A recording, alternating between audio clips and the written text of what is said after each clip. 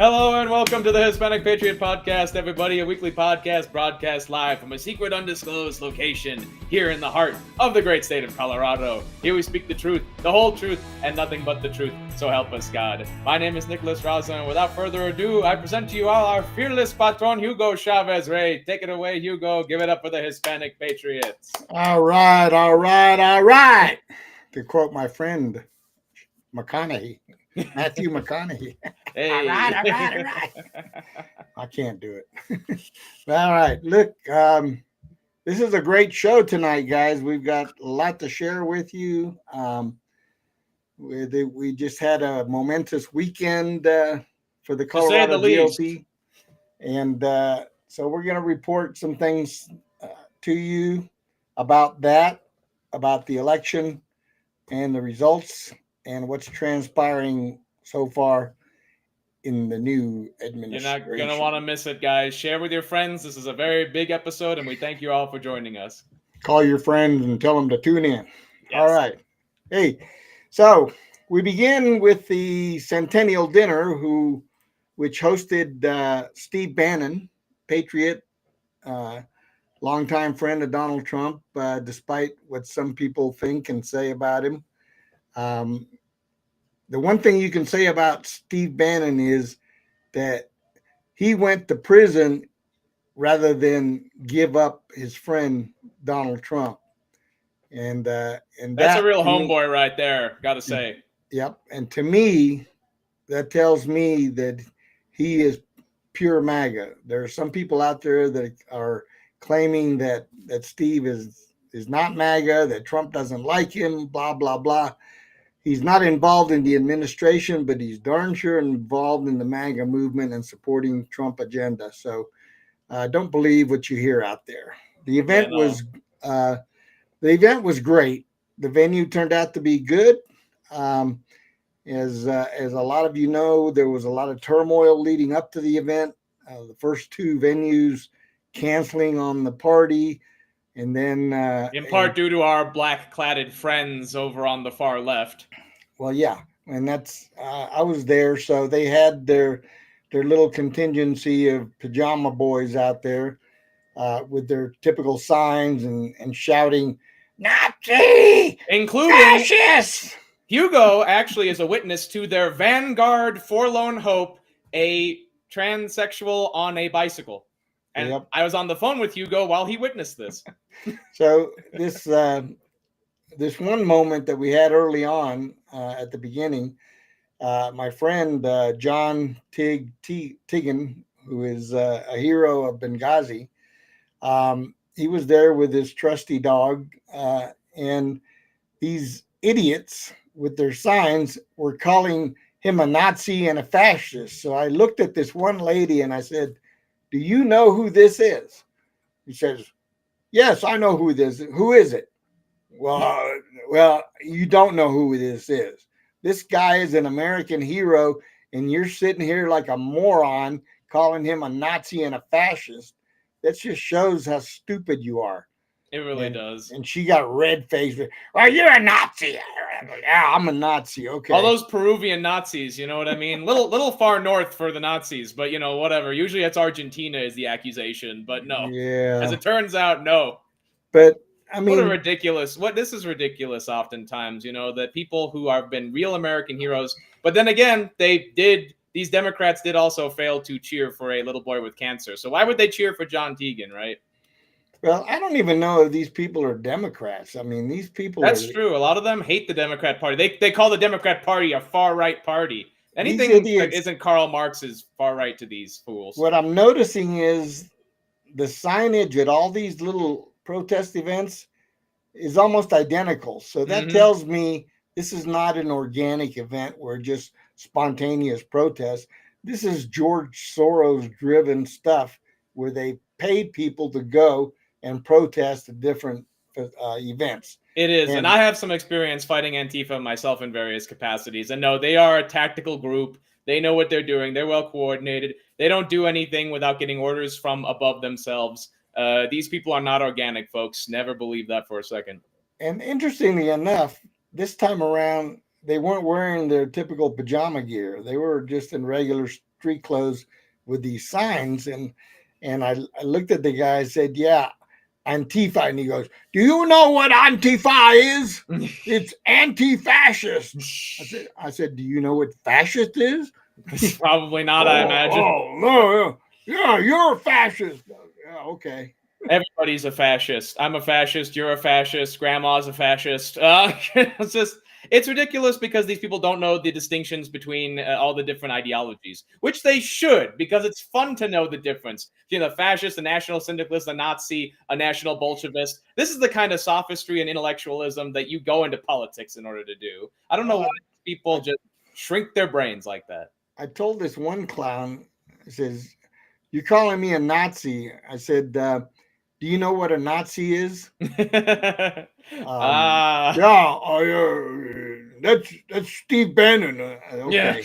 Yeah, I said Nazis are a nationalist socialist party, and has nothing to do with Republicans, patriots in America, or anything else. Okay, so this is the thing about you people, is you have two words in your vocabulary: Nazi and fascist, and they don't use either correctly at all. Yeah, and you couldn't identify the definition of either one if your life depended on it. Well, these are people who think that the Alternative for Deutschland are fascist Nazis, when in reality, they are more or less conservative liberals. These are the people who think that Vox in Spain are fascist Nazis, when there are actual fascists in Spain and Italy and places like that. These people don't know this because they've never been to Europe. They've never faced real oppression in their lives.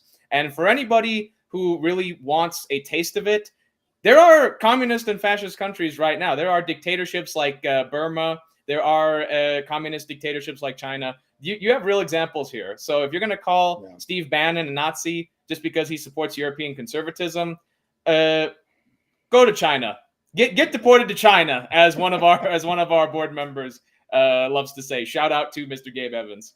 Yeah. So, I mean, Mr. Gabe Martinez. We have too many Gabes in this state, but that's okay. Too many Gabe. Okay, so the that little interaction went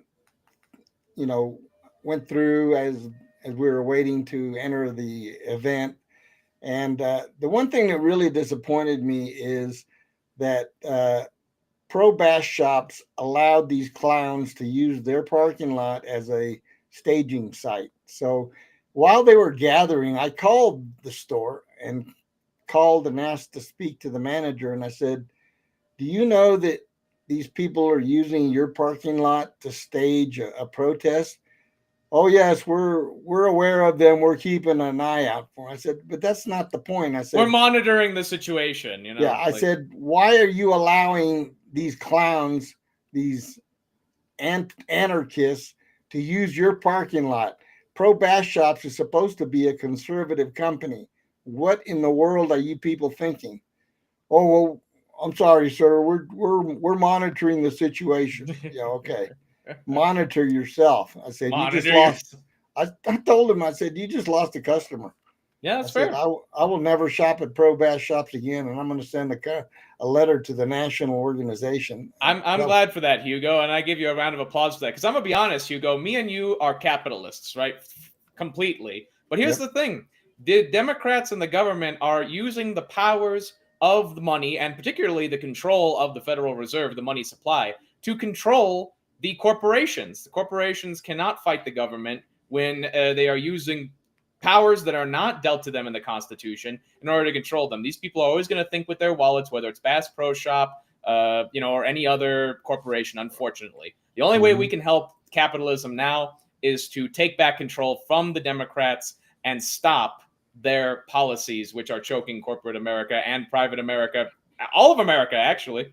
Well, I don't believe that the corporate knew about this, and probably not. No. And if they would approve of that, because why would you allow a group of radicals to just take over your parking lot and and make it where your customers can't park because they've taken over a section of your parking lot? Well, honestly, to be honest, Hugo, very much so. I think it is that these people, they think about the damages, the potential damages that these people could cause. the potential negative press, because now after this Bannon thing, I'll put it this way, after this Bannon thing, these Antifa people probably didn't think of Bass Pro Shop even one little bit, not even one little bit. But if Bass Pro Shop had tried to kick them off, maybe they would come back. Steve Bannon's only going to be here for, was only here for a day or two, whereas that Bass Pro Shop's going to be here, for years and years. So I think that the motivation is fear. I have to be frank. And you know what? Fear is the mind killer. Yeah. We'll find out. But anyway, that was part of the event. We'll keep you updated on that. Then we had the event inside, and I tell you what, got to interact with a lot of giants there. Tom Tancredo was there. I got to actually spend about 2 minutes with Mr. Bannon. Got a picture. Told him I had a podcast, and he said he sounded really interested. And I pulled out a card and I gave it to him. He gave it to his assistant. I said, "There you go, guys." I said, "We would love to connect with you." So, fingers crossed. Maybe we'll get a Steve Bannon on the show. Wouldn't that be amazing, guys? And we're going to need your help to do it. So please, guys, if you take a moment, subscribe to the channel, like the videos that we got, go through our back catalog. You're really going to enjoy all of what we got. And we want to thank you. Hit the notification bell and follow us on all the platforms, Facebook, Rumble, Twitter. We will see you guys every week. Yep. But, the most glaring part of the event to me was the unity side of the party boycotting the event. So amazing how that works. The people that were running for office of the state party decided to boycott the event for whatever reason. I don't know if it was because it's one of the biggest fundraisers of the year for the party, and they didn't want to give Dave Williams any kind of boost or credit. No, they'd rather give the money to themselves. Isn't that smarter? That's the smart thing to do. So they were a no-show, including the newly elected chair, Britta Horn. And that segues us pretty well into our next topic. But Hugo, I want to make a very clear point. For all of those who say that we only attack other Republicans, we spent the first part of this show doing nothing but ripping on Antifa and the Democrats.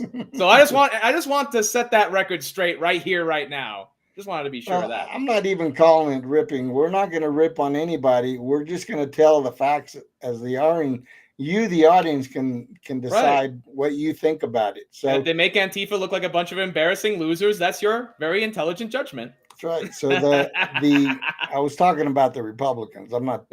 I'll disparage Antifa all we want. I don't care about them. But there you go. The following morning.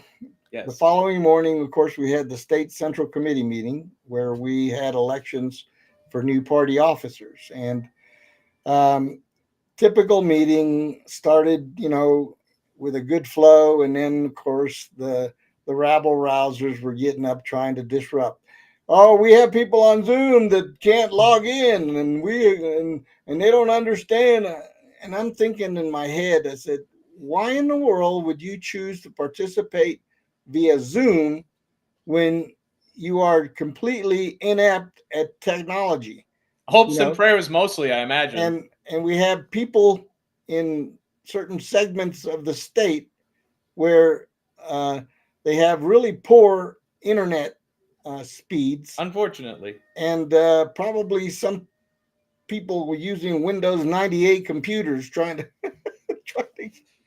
and God bless them, but the point is that this is why we have in-person meetings, and this is why we have them so close to the middle of the state. They really are trying to help everybody get in-person places, and there is a question. If you can't get to the places in person regularly, especially for something as important as this, why did you run? What is your motivation for having a vote? Well, I said that because there was a person that stepped up to the mic, and when they were debating people, this one lady was up saying, oh, well, we can't proceed because we have so many people that can't log into the Zoom, and that's not fair to them.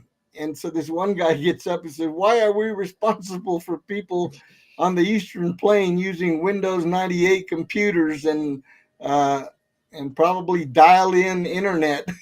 Shout out to Mark who said that, actually. You know who you are. That was a brilliant comment. I'm glad it was said. No, and again, this was my first meeting to the SCC as a bonus member.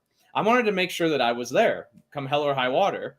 to all the meetings, honestly. I think that if you're missing out on the meetings, you're missing out on quite a beautiful part of the process, especially the influence, the fact that you can talk to people to get them to understand why they should agree with your values and with your vote.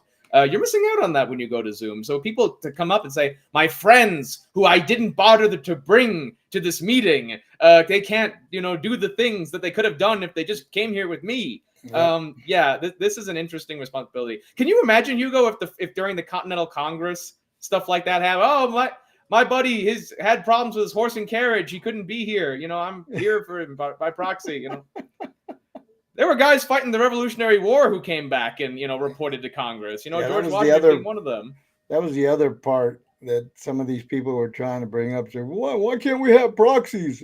Well, yes, this was an important distinction. There were no proxies at these meetings, folks. No proxies. You have to either be there or be square. And who wants to be square? I'm sorry, but, I have no sympathy for people that can't operate a computer and especially Zoom. At your age and your skill.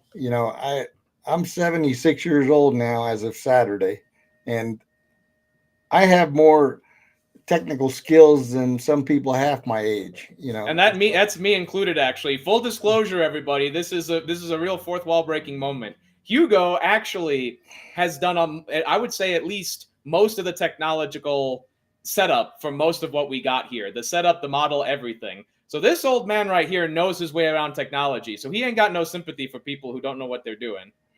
Yeah, including even young bucks like me. Look, it's a matter of will, it's true. If you want to learn something, you learn it. Now I grew up in the telecom industry. I had a business for 35 years. I went with the flow. I grew with technology. I was among one of the first to have a company that sold cell phones back in the early 80s. These big old Motorola phones that we called bricks, they were called brick phones. And believe it or not, we sold those phones for $2,500 a piece. You had to be a rich man to get one of those. That's right. Technology for cell phones was for the well-to-do and businesses. The average person did not have a cell phone. And now everybody does. Yeah, now it's commonplace. But Hugo, that actually brings up an important point, though. I think to get back to the SCC meeting, I think that one of the things that differentiates you and the grassroots movement that has been created in this state is that you are evolving with the times. And one thing that I want to say that I see a lot from let's say the two factions, the factions of money and power, is a lot of them are stuck in the mindset of the Reagan era, a beautiful era, but we moved on to the Trump era. A lot of them were Romneyites, and they want to forget that legacy. So I think that the biggest problem that the grassroots have in general with what they're facing is just a complete lack of honesty. We don't like dishonesty. I think it was said before, how to make a Democrat angry, tell him the truth. But how to make a Republican angry, tell him a lie. And we in Colorado, we've seen too many lies. We've seen too many rewriting of the history books in order to make everything convenient and work together. This is the whole unity point. This word has almost become completely poisonous in our state and devoid of meaning, because it effectively just means I don't want you to criticize me when you have things to criticize me about. That is not going to happen this administration, because they did a lot more than criticize. Let's just put it that way. Yeah. And there was a lot of interruptions for the meeting. And we know why, and we'll discuss that too. From people that were, coming up to the mic and, well, what about this and what about that? Instead of just letting the flow of the meeting go and let us get to our elections. So it literally took us till late in the afternoon before we even knew who the chair winner was. And then I stayed long enough to vote for vice chair. And then I left because, I wasn't going to stick. It was already 4:30 when I left. Well, it was also poor Hugo over here. Everybody needs to know it was Hugo's birthday on this day, actually. Yeah. So, I sacrificed my birthday to do my duty, but other people couldn't be bothered to show up at the meeting because they were just too busy and they had to tune in via Zoom. Give me a break.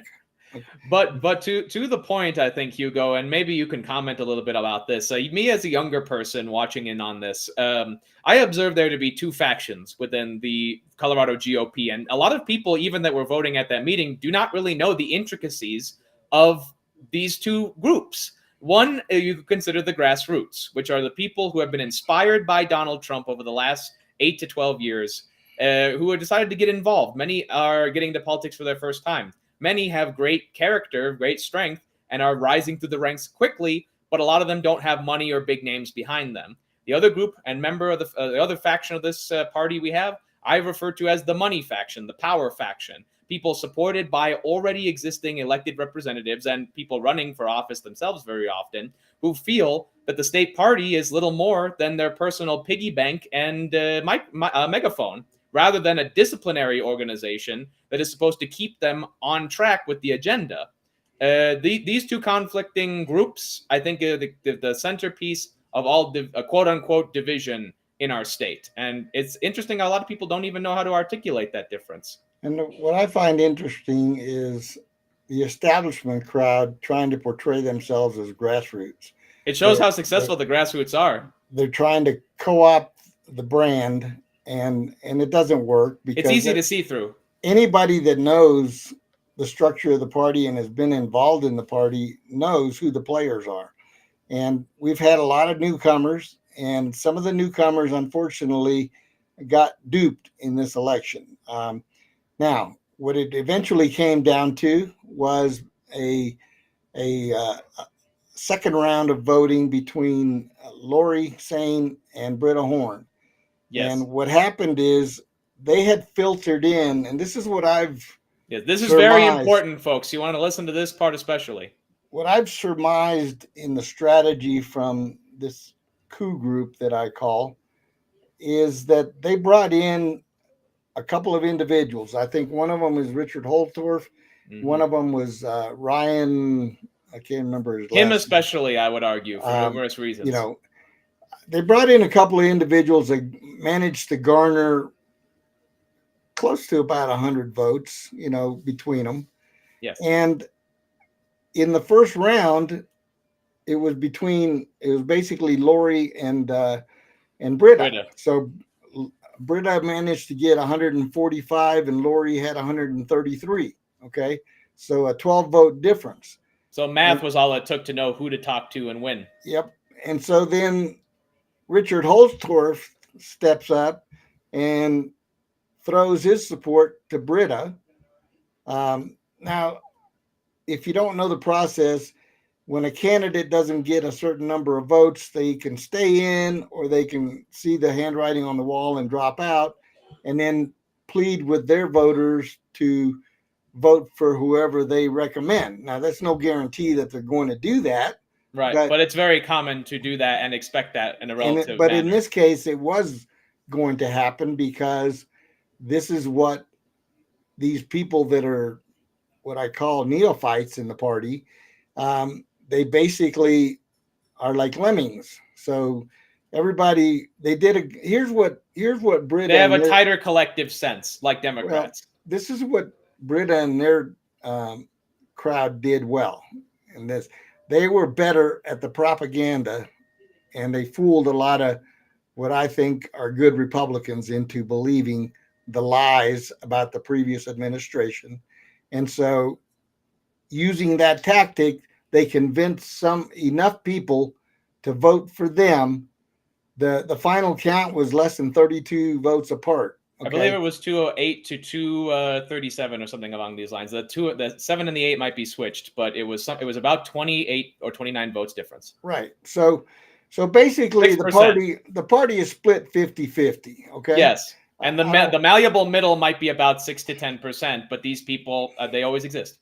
So this is what they did better. And, you know, to their credit, they managed to pull it off. Okay. Now they're calling for unity. And by the way, this group, some of the group that was calling for unity showed up at the event with T-shirts calling Dave a dictator. Okay. So that's their way of calling for unity. But anyway, it's quite amazing actually, because we won't get into all the minutia. But one thing we want to, please. My favorite part of the whole thing were these two. I'm sorry, I knew this folks, was coming. Two idiots wearing rhino hats. Okay, proudly displaying their mentality, and they meant it as like a mocking for us for calling them that, but it didn't come across that way at all. It just kind of came across as, this is my identity. I'm proud of it. I had a moment to kind of chat with them, or actually just let them know how stupid they were. Chat might be generous. I looked at him and I said, "Do you realize how stupid you look?" "Oh, we're proud to be rhinos." I said, "Yeah, I'm sure you are." Yeah, you're kind of missing the point at that point. I mean, so it should be said that, and this is an observation that I wanted to make very strongly. There was a sort of grassroots, I think, clean break sort of pitch from one candidate, Darcy Shane, who we interviewed, and you could see that in the description below. She actually got one of the least amount of votes, 14. And I think that this has nothing to do with her as a person, but because people didn't want a clean break from Daveism. They liked what Dave Williams was doing. That's why they voted for Lori, who, as far as anyone was really sure, and the Colorado Hispanic Republicans endorsement kind of showed this, that Lori was going to be the person to be closest and sharpest to what we had in terms of Dave's success. So this really was pro-Dave versus anti-Dave in a way, but we in the grassroots were ready to move on. We didn't force Dave back on the stage like some Hypatius, like some, guy who didn't want to be Roman emperor. We had a different candidate. They did not have a different candidate. Their candidate was not Dave. That was their candidate, regardless of anything. We actually in the grassroots had a different candidate in Lori. So I think that hypocrisy was kind of on display in certain degrees. Yeah. So, we fast forward, we've got a new regime in place, and now the proof is going to be in the pudding. Okay. So a lot of people saying, well, we need to give them a chance. And I'll say, well, I'm willing to give them a chance. I'm willing to give them enough rope to hang themselves, because I'm not willing. We're not willing to forget their past actions is the point. Yeah. They say, well, we need to just put the past behind us. And I think Hope, it's the present is the thing. What Hope said on her post, I think, was one of the most succinct ways of putting it. It says, so you're telling us that the people who tried to perpetrate a coup, who lied about people, who sued people, who basically encouraged or resulted in some people getting death threats, they're just supposed to forget about that and say, okay, let's move on and kumbaya. I mean, as a former investment specialist, I can't forget about the money that they cost the party during the most important election of our lifetime. That's kind of, because money translates to votes and victory, people. And that's part of their argument, Hugo. That is one thing that makes me laugh the most. These people are supposed to be the moneyed interest that can bring so much donor money into the state. But from all the information we're hearing right now, weekly and monthly and annual, recurring donorships have been being canceled. We are having less interest from out of state funding. Where is the money going to come from is my big question. And here's the biggest question. If that money is coming now, why didn't they bring it during the most important election of our lifetime just because Dave was in charge? Yeah. Isn't that a little suspicious? If all this money is there for them now, wasn't it there before? I know where the money's going to come from. I know who. Look, if you ask my opinion, this is my personal opinion, folks, but I believe Britta is nothing more than a puppet for Anschutz and Coke, period. This is an Anschutz. And we hope to God she isn't, is the thing. We're not saying we're happy and we're doing. And I will add this. I am intellectually honest. If I end up being wrong, I will be man enough to step up and admit it. Okay. And we'd be very happy to be wrong. This would be a bad thing to be true about. Yeah, prove me wrong. Prove me wrong, Mr. or Ms.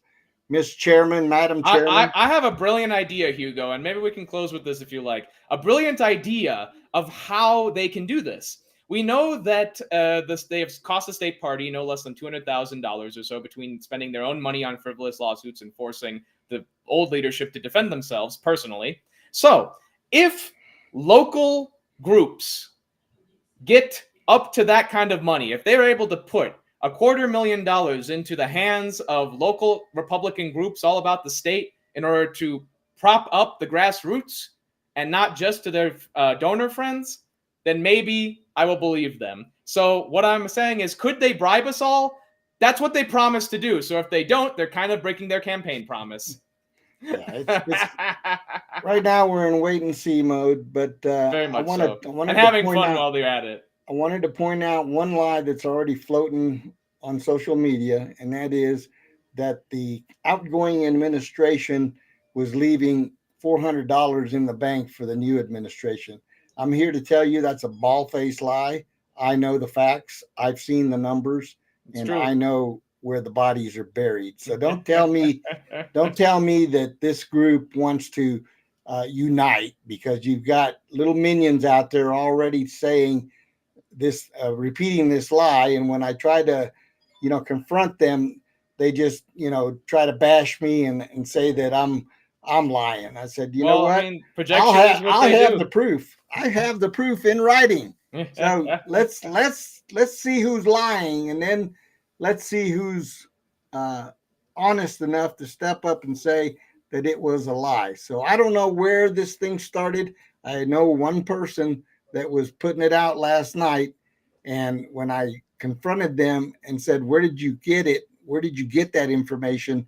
they refused to answer. So that tells me that either they're repeating somebody else's lie, or they made it up themselves and now have been caught and they're not going to respond. So this is something that I'm going to continue to watch and push. And when somebody decides to step up and admit that this was a lie and apologize, then I may forgive them. But until then, forget it. These No, people, there it's are true. people out there already trying to besmirch the outgoing administration even further. They're not giving up. And this unite crap is just crap in my book. They don't want to unite. They want to crush the grassroots and pretend that they're the grassroots. That's Well, I don't know, Hugo. Doesn't the unity kind of sound like some kind of weird communist alien stuff? You know what I mean? It's like, join the unity, unity. You know, I mean, it's kind of, again, this is going to be a dirty word at the end of Colorado politics right here, because it's going to become like sexist or racist, totally meaningless. And just for one last fact check, I want to make something very clear. Dave Williams was not, from any point, from at least as anybody knows, and as far as we know here in Hispanic Patriot, was not interested in running for this position. There are a couple people out there saying, well, Dave Williams dropped out of the race, and he was driven out of the party. He was never a candidate. He was never a candidate, and as far as I know, he didn't want to be. He didn't declare, and honestly speaking, for what they put him through, I don't blame him one bit. But you know what? I want to say one thing is, given how the results came out and how Democrat strategists in Colorado are talking about it, openly tweeting about it, maybe Dave should have ran again, because apparently he was the person that the Democrats feared the most. Exactly. And if it was going to be Dave versus anti-Dave, why not just have Dave versus anti-Dave at that point? You know what I mean? Yep. But you know what? I want to give a big shout out to one person, though, a good friend of ours, Jeremy Goodall, for being the only man to walk into that SCC meeting, running for chair, and to walk out of that room less hated than how he walked in. Yeah. More beloved than how he walked in. Everyone agrees, Jeremy, you had the strongest speech at that SCC meeting. Exactly. Everybody agrees with that. So I want all of our viewers to watch out for Jeremy. Jeremy has a future in this party, and he's had a pass in this party too, past, present, and future. He's a rising superstar. So watch out for Jeremy. I think. Yes. Shout out to Jeremy Goodall. All right, so let's move on. So this next topic is now in Denver. So your neck of the woods, Hugo. Everybody knows Mayor Johnston in Denver. Unfortunately. Yep. He was at the congressional hearings and lied through his teeth. We're not a sanctuary city. We're a welcoming city. Welcoming city for who? Mayor, Mr. Mayor. Yeah. So, whoop. Hold on. We got it. No problem at all. No problem at all. What happened to my... Well, there is one unfortunate thing here on Hispanic Patriot podcast and everywhere else in the the Colorado Republican Party. Nobody will be able to blame their technical problems, financial issues, or dietary and health problems on Dave Williams, or really anything else. Your kid's acting up, it must be Dave Williams' fault. You get a cramp in your leg, it must be Dave Williams' fault. Can't do that anymore. I wonder how people are going to survive. So here we go. Here's the headline for this: is Denver mayor caught using encrypted app to hide illegal migrant crisis discussions. Wow. Now, for those of you that don't know, there is such a thing as an Open Records Act here in Colorado, and government officials are prohibited from hiding discussions about policy or anything else in their capacity as elected officials and hiding it from the public. Okay. For obvious reasons. For obvious reasons. Everything should be wide open to the people who they are representing. So here's Mayor Johnston's little scandal in full view. Let's tune in. Denver Mayor Mike Johnston and staff used an encryption app called Signal to discuss migrant crisis, then auto-deleted messages. This was because of Trump policies prompted the move. Let's get into it. Let's see what this complete lack of transparency looks like in Denver. Here we go. Shockingly, this topic has gotten virtually zero press coverage. The mayor and his top appointees have been using an encryption app to communicate for months. They've used it to send and receive messages about immigration issues. Then those internal messages were intentionally deleted by the mayor's office. Oh. Brian Moss joining us with the latest on this investigation tonight. And Brian, you say the mayor was directly involved with this. The mayor was involved with it. Of course he was. Along with 14 of his top advisors, appointees, and attorneys in his administration. Mike Johnston pledged to be a transparent mayor, said that was one of the fundamentals of his administration. But open records experts say what we've uncovered here was the opposite of transparency. Johnston's administration says their actions were because of President Trump and how his administration was dealing with Denver. So the way Everything's Trump's fault. When the Democrats get caught in doing something wrong, they always blame it on who? President Trump. Everybody needs a scapegoat, right? that the Trump administration was communicating to you necessitated you pulling an illegal move. Is that what I'm hearing? Illegal. Denver Mayor Mike Johnston and staff used an encryption app called Signal. 14 of his top advisors, appointees, and attorneys in his administration. Mike Johnston pledged to be a transparent mayor, said that was one of the fundamentals of his administration. But open records experts say what we've uncovered here was the opposite of transparency. Johnston's administration says their actions were because of President Trump and how his administration was dealing with Denver. So the way that the Trump administration was communicating to you necessitated you pulling an illegal move. Is that what I'm hearing? Illegal move from the standpoint of you got to retain these records. Constituents have a right to know, hey, what are you guys doing? Oh, I can't really tell you because, we use Signal and it auto-deleted and yeah. Good morning, Mr. Chairman, and thank you for inviting me to testify today. When Mayor Mike Johnston Inviting testified before a congressional committee this Nobody month about invited you, immigration they issues in subpoenaed Denver. you. So if Denver can find a way to put aside our ideological differences long enough to manage a crisis we didn't choose or create, There's something these congressional representatives when I became mayor didn't 20 know. months ago, It is deeply offensive to me. CBS has learned Johnston and his administration had been using Signal, an encrypted messaging app, to communicate amongst themselves about immigration issues, and initially had set the app up to automatically delete their conversations. Mm-hmm. Unlawful. And it's breaking the law, and it deprives us of the rights we have as Coloradans to observe the conduct of public business. Steven Zansberg, a Denver attorney specializing in First Amendment issues, reviewed what our investigation uncovered. Through open records requests, we obtained these text messages. The mayor's director of strategic initiatives, Joshua Posner, sent on January 15th to multiple members of the mayor's administration, telling all of them the same thing. We're going to use Signal to communicate with Strikeforce so that communication remains encrypted and secure. And messages auto-delete, wrote Posner. Please let me know once you have it downloaded so I can add you to the group. The Denver Strikeforce group messaging on Signal. Where are the handcuffs? Signal consisted of the mayor, his chief of staff, deputy chief of staff, and a dozen other appointees, including the city attorney, according to the mayor's office. Pretty clear and unequivocal. This is a step up from that whole debacle we had in Seattle after Chop Chaz, where you've got the fire chiefs, you got the chief of police, you got the mayor. I don't know what happened to the settings on my iPhone. They got changed, and all of a sudden, all messages beyond 30 days got deleted. I don't know. It was really weird. I dropped my phone in the ocean, dropped it in Puget Sound. That was literally one of the excuses.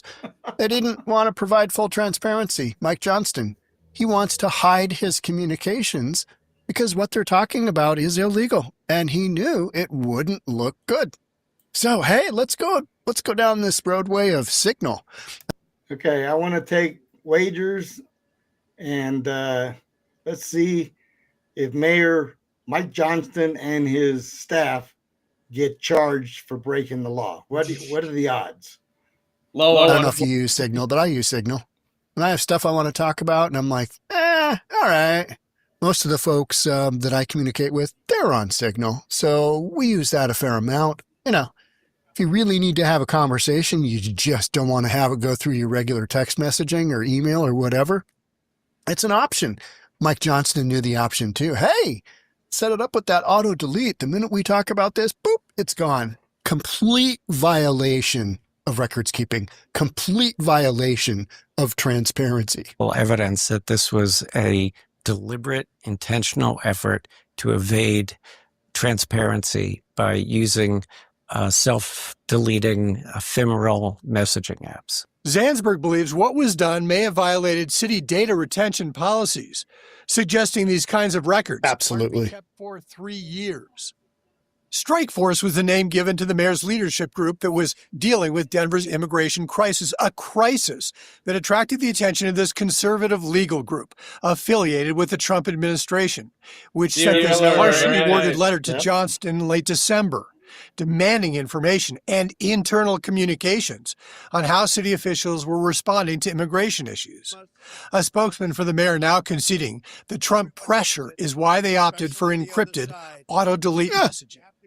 When President Trump he made us do it. January, it was clear that there would be rapidly developing changes to the way the federal government interacts with cities that could have significant impacts on how Denver operates, said the spokesman. We had a wide open southern border. And just thousands of criminal illegals just coming into the country. We needed a rapid transition. That's what happened. And then these knuckleheads in these big sanctuary cities are like, oh, we can't let them know what we're thinking about because we're trying to hide the criminal illegal aliens from law enforcement, trying to hide them from ICE.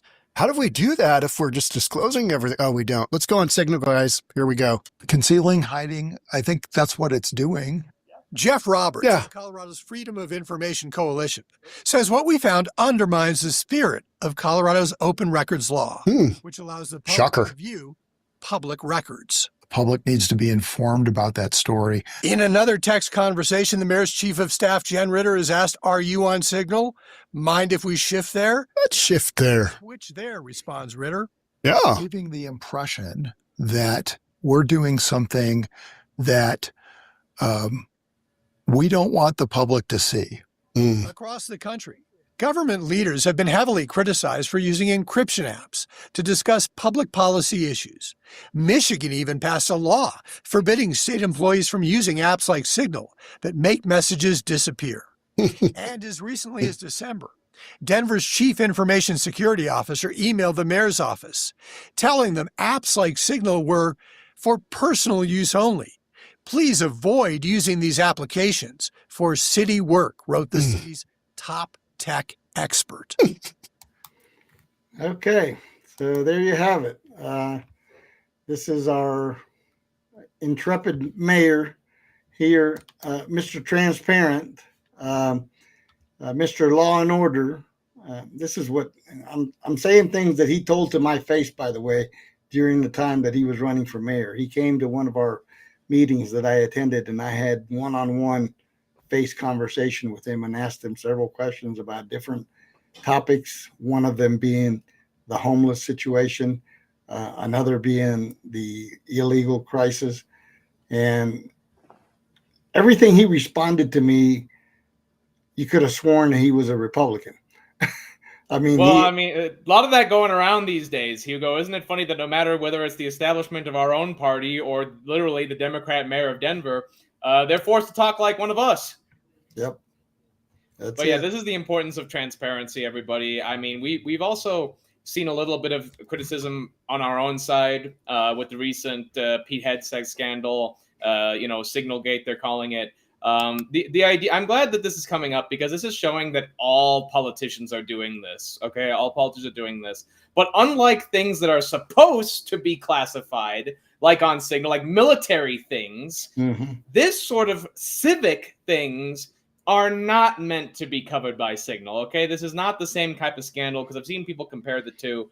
This is not the same type of thing at all. This is a civic conversation about avoiding law enforcement versus talking about striking terrorists. Pure and simple, it's like the host was saying. This was done intentionally to hide what they are discussing from the public. Period.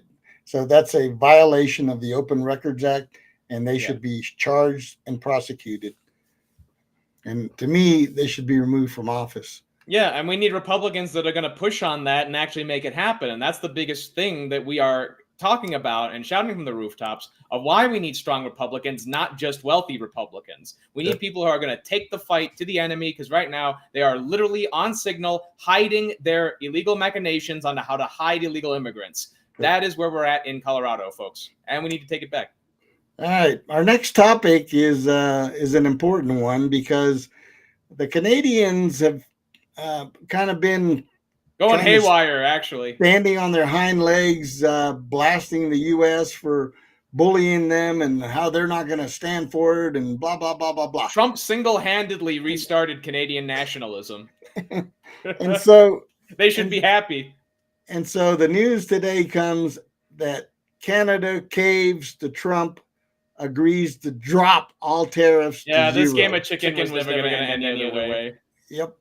Levies universal reciprocal tariffs against every country who's tariffing the United States.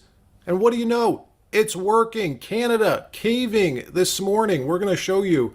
Also, big news out of the Wisconsin election last night. Voter ID is now the law of the land. Dems freaking out over this. And more stories as well from around the country, including Trump's meeting with Bill Maher yesterday. If you missed it, we have some footage, but before we get started, thank you for liking and sharing these videos. It really helps out the channel. And consider subscribing so you don't miss these regular updates. And yet we let Japan come in and dump everything right into our markets and everything. It's not free trade. If you ever go to Japan right now and try to sell something, forget about it, Oprah. Just forget about it. It's almost impossible. They don't have laws against it. They just make it impossible. They come over here, they sell their cars, their VCRs, they knock the hell out of our companies. And hey, I have tremendous respect for the Japanese people. I mean, you can respect somebody that's beating the hell out of you, but they are beating the hell out of this country. Kuwait, they live like kings. The poorest person in Kuwait, they live like kings.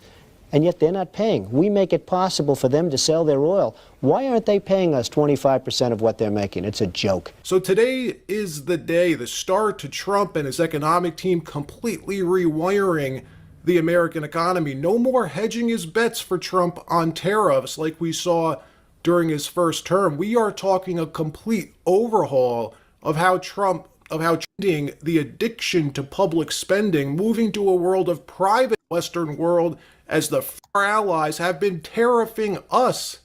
How is that free trade? It's not. Take care. It's not. There should be no tariffs on any goods. Trump's official announcement on how these reciprocal tariffs will work, expected to come this afternoon. Companies... You know, the problem is China's the problem.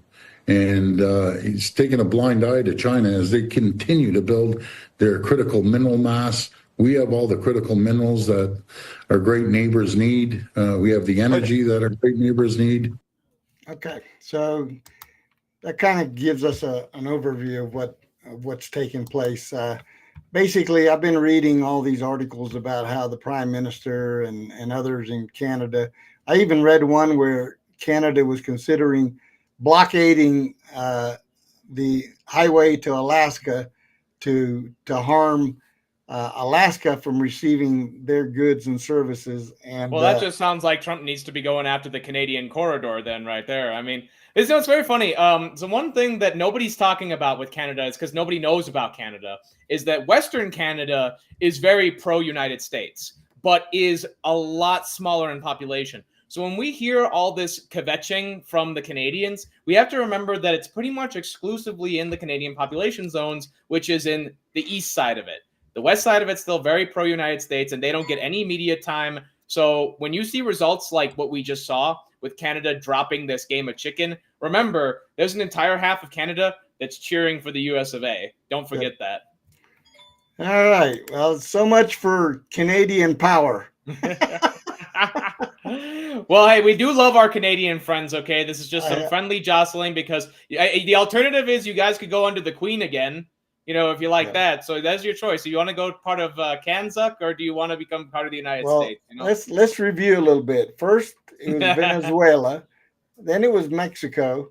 Now it's Canada. All of them caving to Trump when they were on their hind legs. We will not stand for this. This is the Gulf of Mexico. Well, we're seeing the same thing. We're not taking our illegal immigrants back in Venezuela. I said, okay.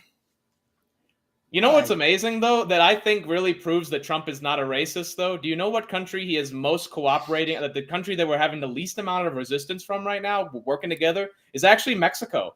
Claudia Sheinbaum, very shockingly, is working with Donald Trump, and it's quite funny. So Hispanic Americans, we know how not to be sensitive when it comes to business. Well, she's a smarter lady than people give her credit for it, and it has to do with common sense, okay, and education. I would say as well. We've been hearing about the common sense approach.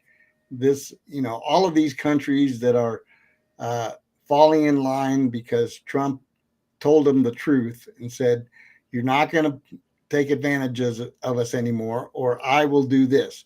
So reciprocal tariffs, threats, whatever, those are the things that are going on.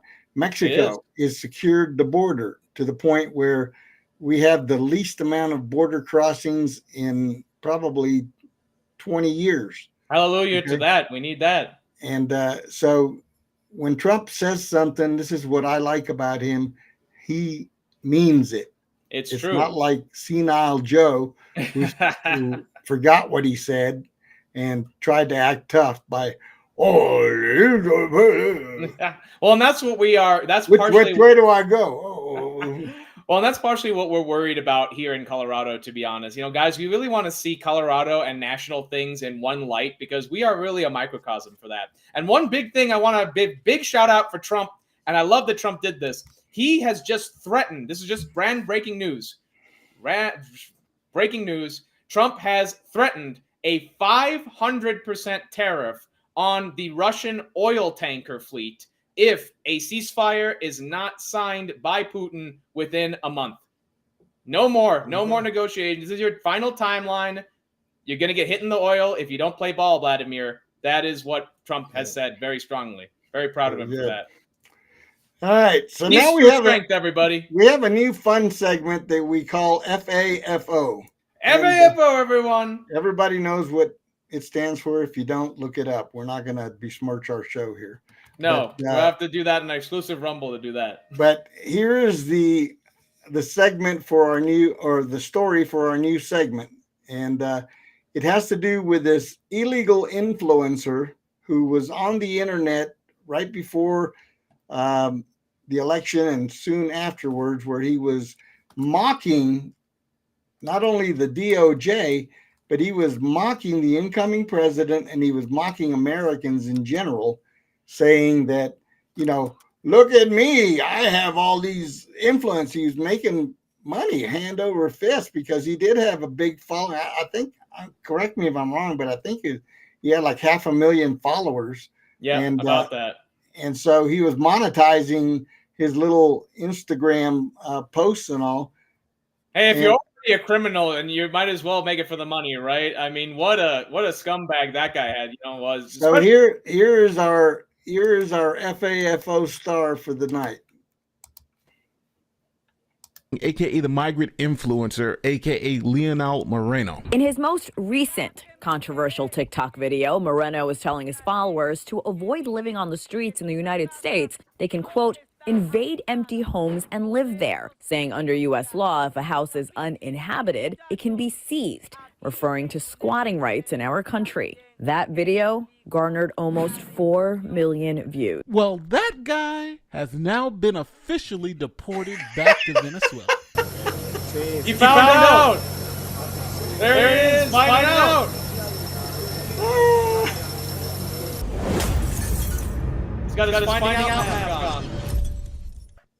Nate, the lawyer. So the man you see on screen is Leonel Moreno. He is a Venezuelan migrant. Now, Moreno entered the United States on April 23, 2022, claiming he needed asylum from the country of Venezuela. Now, Moreno was not deported back to Venezuela, but allowed to stay in the United States. Now, after crossing to the United States, Moreno and his wife went into Canada. Now, when Moreno and his family got to Canada, Canada didn't provide them with hotels or asylum support like they do in places like New York, where they give you credit cards and free hotel stays. Here's something we followed a lot. Cash grab for migrants. New York City officials dramatically expanding a controversial program which would give another round of prepaid debit cards to 7,300 migrants over the next 6 months, costing the city upwards of $2.6 million.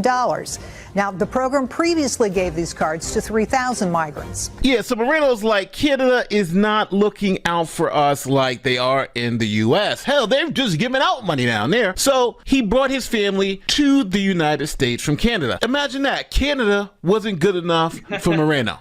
He wanted to get back to the US of A. So Moreno and his wife came back. In their interview with Immigration and Customs Enforcement Service, they said that they had crossed over into 12 different countries before reaching the United States. Now, after being released into the United States, Moreno was enrolled in ICE's Alternative to Detention program. Now, this requires him to report to the Enforcement and Removal Operations Office within 60 days of arriving, and then he would have to get a hearing about his asylum claim. Now, Moreno, however, disappeared and never showed up to any of the hearings or any of the appointments. So he was deemed an illegal immigrant. Shocker. Now, Moreno gained a huge following on TikTok and Instagram and encouraged migrants to start doing some crazy things, like invade people's homes. He said that you can squat in abandoned homes and take them over. You don't have to live on the streets, and it's America. So Americans are too stupid to do anything about it. An influencer on TikTok appears to be trying to put others on game on how to take over U.S. homes and use squatters' rights. Leonel Moreno, who appears to be a Venezuelan migrant, posted a video to the platform telling followers in Spanish, if a house is not inhabited, no one's living there, we can seize it. How much weight does this claim hold? Now, because we're Americans, and because even if you come here illegally, we don't want you to starve on the street with your family, the government gives you benefits. They'll give you food stamps. They'll give you some money for housing. They'll give you welfare benefits. And Moreno enjoyed all of those benefits.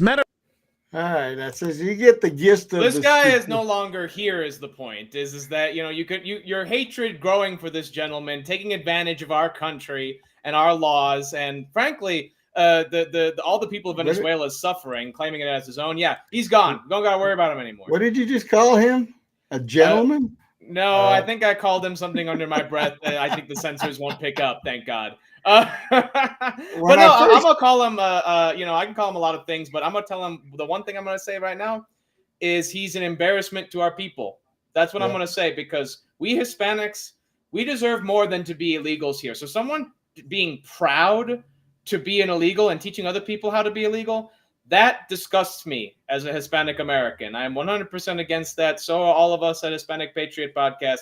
We are against people who think that being an illegal immigrant is something to be proud of. We're meant to be citizens of nations, not savages without borders and without countries and without parents and without a patria. We have fatherlands in this country. We have patrias. America, the United States of America, that is our patria, folks. We are not illegals here. We are citizens. We are Hispanic Americans. Yep. That is what we are doing here. So that's our newly created FAFO segment, and then we'll hope to bring Bye, dude.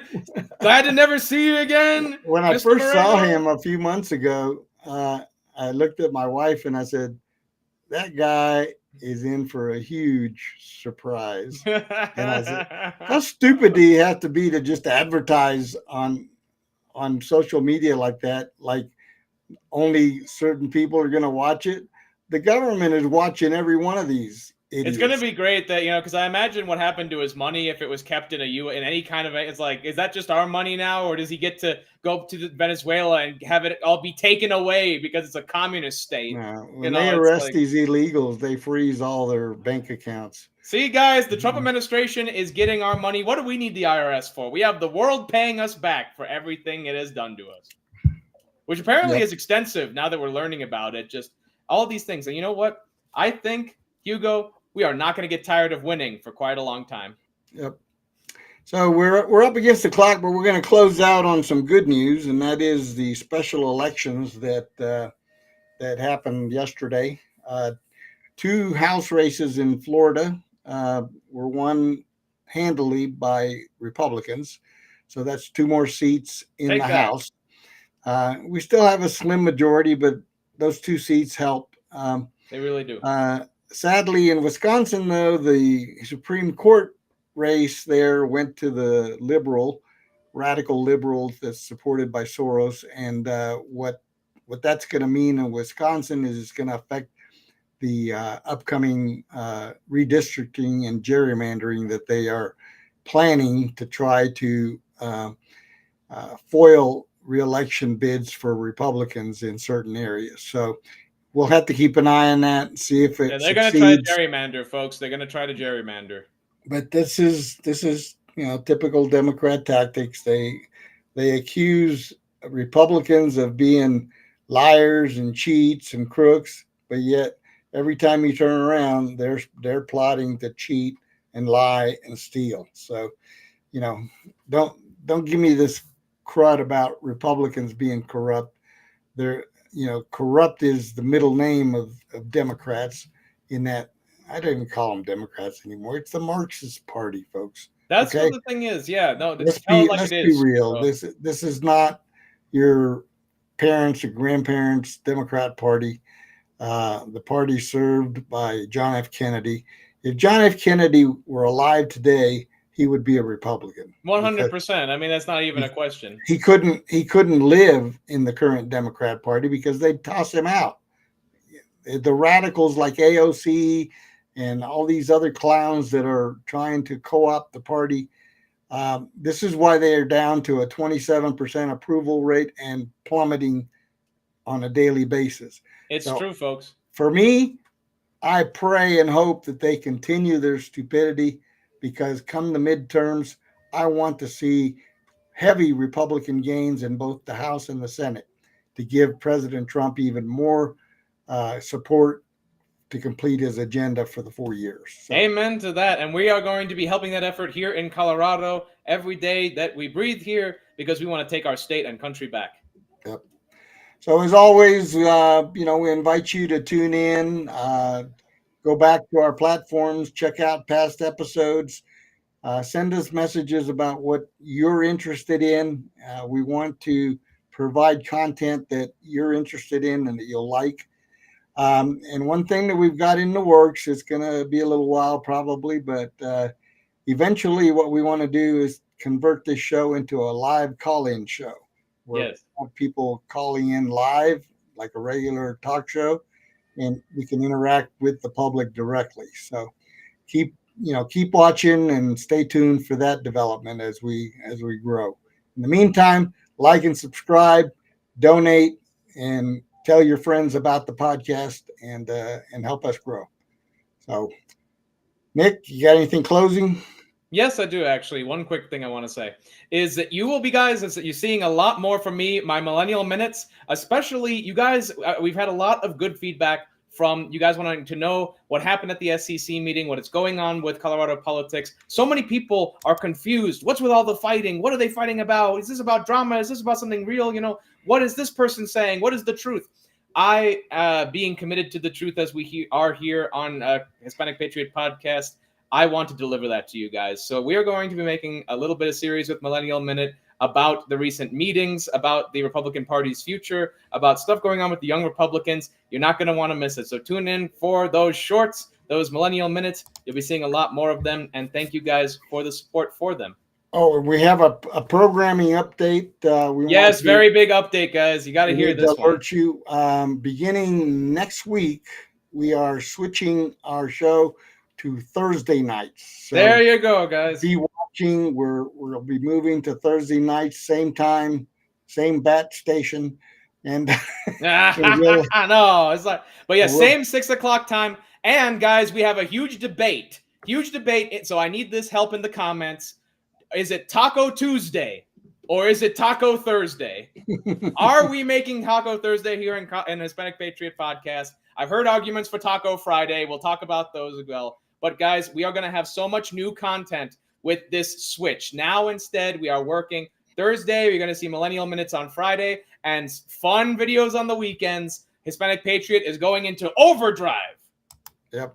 So that's the news for our show. Yes, time. Thursdays, guys. Yep. Remember the new day. Put it down on your calendars. We'll be sending out reminders, and so we'll be on Thursdays, and hopefully garner some more people into our audience, because I think Thursday is probably a better day anyway. We got, by popular request, Hump Day. We love Hump Day, but guys, the kind of show we are energetic and fun, so we are going to be at the later time of the week. That is where we belong. That is where you guys have told us we belong. We feel we belong, where the Lord is bringing us, and we appreciate you guys coming along with us. All right. Well, Thank you for tuning in tonight. Hope you enjoyed the content, and we'll be seeing you next Thursday. Next Thursday, folks, and every Thursday after that. Thank you all for tuning in. We really appreciate you guys. And, I think that I am hearing the music, Hugo. Time to go. So thank